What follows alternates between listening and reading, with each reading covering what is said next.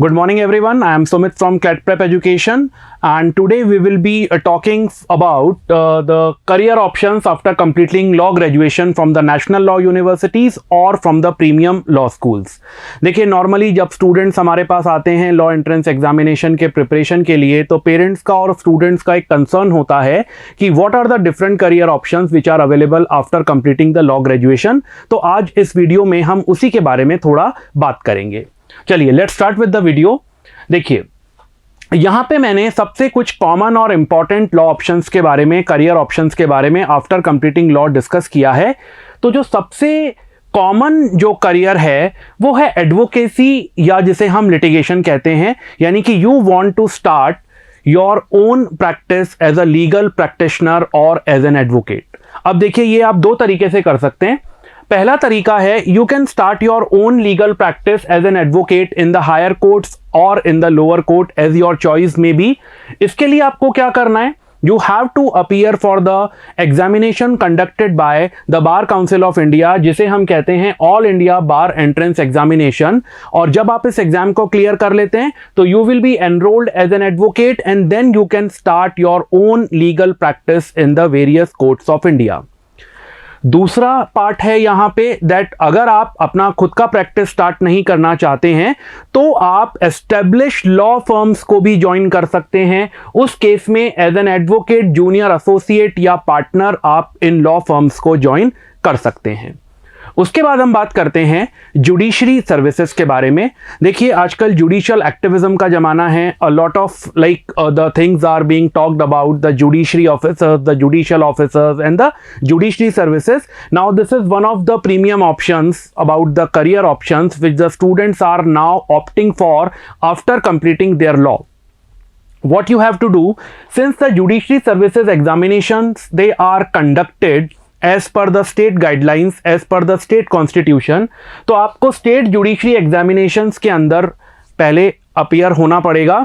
जैसे आरजेएस होता है राजस्थान के लिए, राजस्थान जुडिशरी सर्विसेज, जीजेएस होता है गुजरात के लिए और डीजेएस होता है दिल्ली के लिए। इसी तरीके से हर स्टेट का अपना खुद का एक जुडिशरी सर्विसेज एग्जामिनेशन होता है।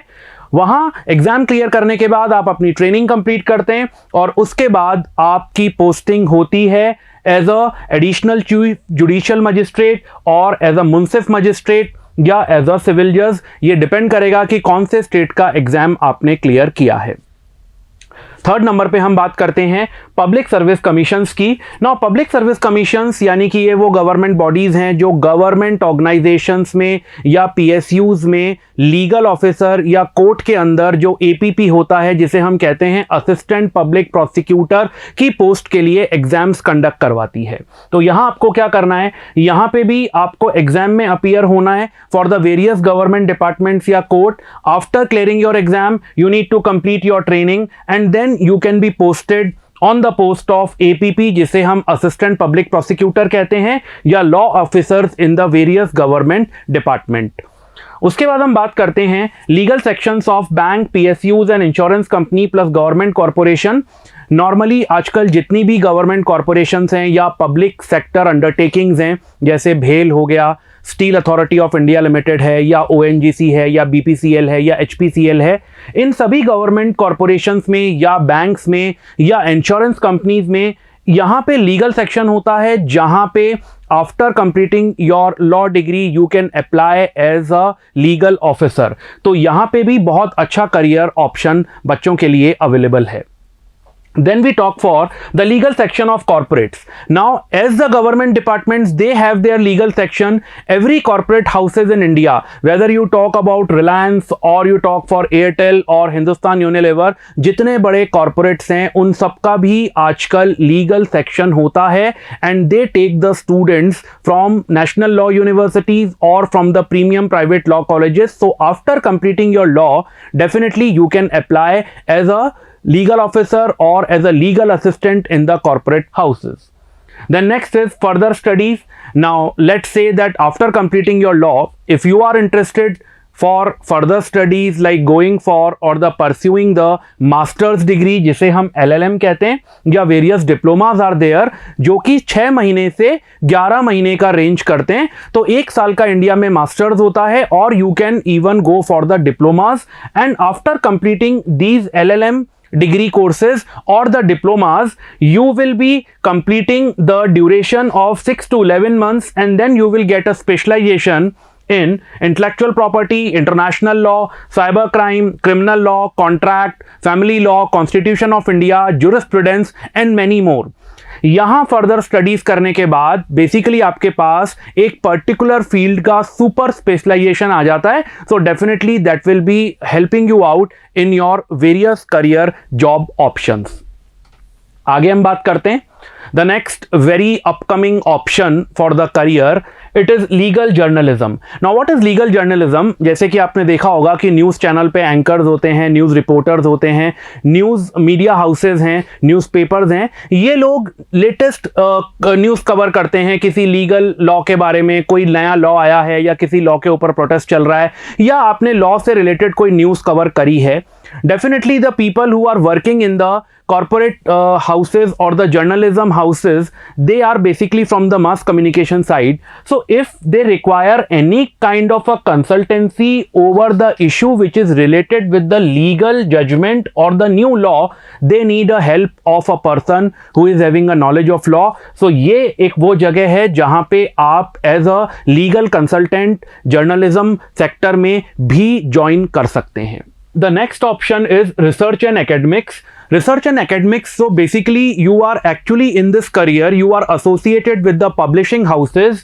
जो लॉ हाउसेज हैं, जो लॉ जर्नल्स लिखते हैं या जिनका पब्लिकेशन होता है लॉ से रिलेटेड, जो बुक्स को प्रिंट करते हैं, they need the team of professionals who are having the knowledge of law to update their material and the books on the regular basis. So this is one of the very good career options which you can take after completing your law. Then we come to the NGO. As you all know, NGO means the non-government organizations. So you can be a part of the team of the NGO, or you can be the associated with the NGO which are basically fighting for the human right and the various social issues. तो जहाँ पे human rights की बात आती है या social issues की बात आती है, definitely आपको law की मदद लेनी पड़ेगी. और जहाँ आपको law की जानकारी चाहिए, वहाँ अगर आपके साथ कोई ऐसा इंसान होगा जिसके पास law की डिग्री होगी, law का क्वालिफिकेशन होगा, law का एक्सपीरियंस होगा, तो definitely आप अपने मोटिव को अच्छे से परस्यू कर सकते हैं. तो NGO is one of the very good career options right now which the people are opting for. Then we come to LPOs, जैसे हम कहते हैं लीगल प्रोसेस आउटसोर्सिंग. देखिए LPOs का जो करियर है ये काफ़ी पुराना हो चुका है अब, पर अभी भी ये बहुत डिमांड में है. यहाँ it is just like BPO. जैसे आपने BPO का नाम सुना होगा, बिजनेस प्रोसेस आउटसोर्सिंग. तो LPO में क्या होता है कि it is like a kind of a thing where upon you will be getting the work from the entire world, and being a consultant you will be sitting at your home or at your office, and you will be providing consultancy to your clients who are not based in India but they are from the other parts of the world. As you all know, India is a hub for the legal knowledge, for the legal education and the law graduates. तो यहाँ पे बहुत fertile mind available है. तो बाहर की बहुत सारी countries Indian professionals को hire करती है, और वो लोग यहाँ से उनके clients को या उनकी companies को अपनी advisory services provide करते हैं. This is the concept of LPO.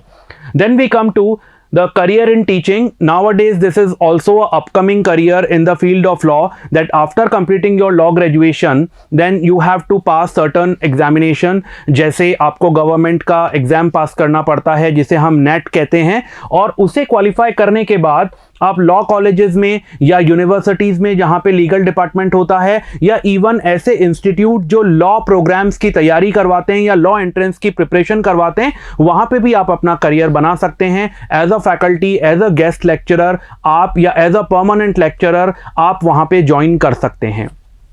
In the end, the last career is UPSC, that is Union Public Service Commission. After completing your law, you can prepare for the Union Public Service Commission examination, and after clearing that exam, you can be on the post of the Indian Administrative Services. आप IAS officer बन सकते हैं, आप Indian foreign services में जा सकते हैं, आप इंडियन पुलिस सर्विसेज में जा सकते हैं, कस्टम एक्साइज रेवेन्यू सर्विसेज में आप जा सकते हैं. Lot of prestigious career options are there if you clear your UPSC examination. इस वीडियो में मैंने आपको कुछ प्रीमियम करियर ऑप्शंस के बारे में बताने की कोशिश की है. फिर भी if you have any kind of a doubt, definitely you can contact our team and even you can scroll our website और अवर इंस्टाग्राम और फेसबुक और the YouTube channel. Thanks a lot. Thank you very much.